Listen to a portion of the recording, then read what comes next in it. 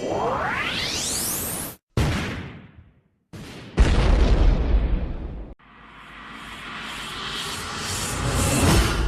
guys, it's me, Cyoubx, and today we're going to take a look at what might be keeping you away from sub-12 times using CFOP.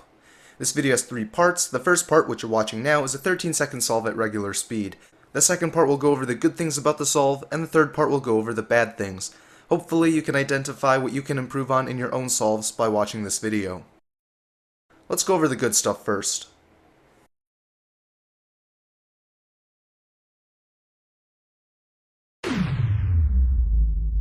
One of the good parts of this solve is the cross. Although it's not move optimal, the solution is short enough and it's very easy to execute.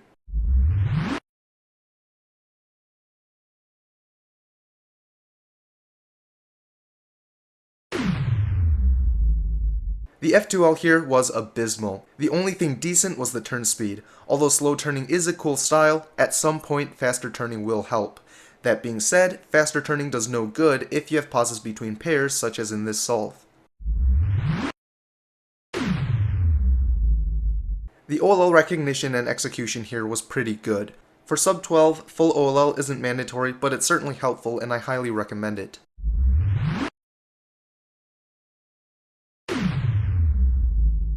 PLL recognition can sometimes be tricky. It's good to familiarize yourself with all the cases from various angles. It's also nice to learn algorithms for different angles to save on AUFs at the end. Now for the bad stuff.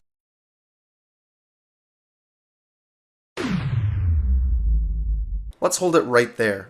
You're given 15 seconds of inspection for a reason.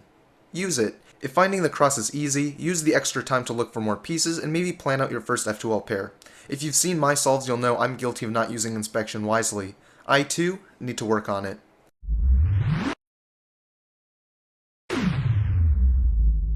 That pause. That pause was not good. Cross to F2L transition is so difficult, especially if you skimp on inspection. If finding the first F2L pair is hard for you to do during inspection, you could try executing your cross solution more slowly to give you more time to look for the first corner edge pair.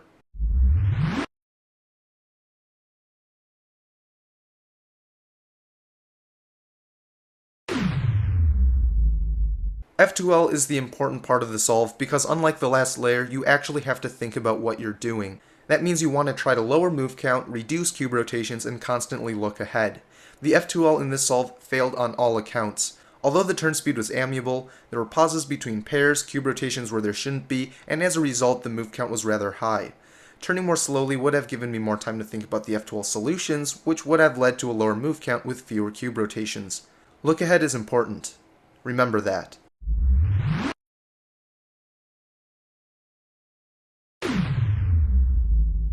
As a whole, there isn't too much to say about the last layer. It was decent in this solve, but nothing to write home about. In general, work on your TPS during last layer because it really just comes down to spamming algorithms. Additionally, recognition could be improved in this solve. Any pause is a bad pause, especially for something as vapid as last layer. Learning certain algorithm sets, such as COLL, might be useful, but isn't necessary for sub-12. Overall, there isn't a whole lot that separates sub-15 from sub-12. The difference isn't in learning new things, it's about improving what you already know.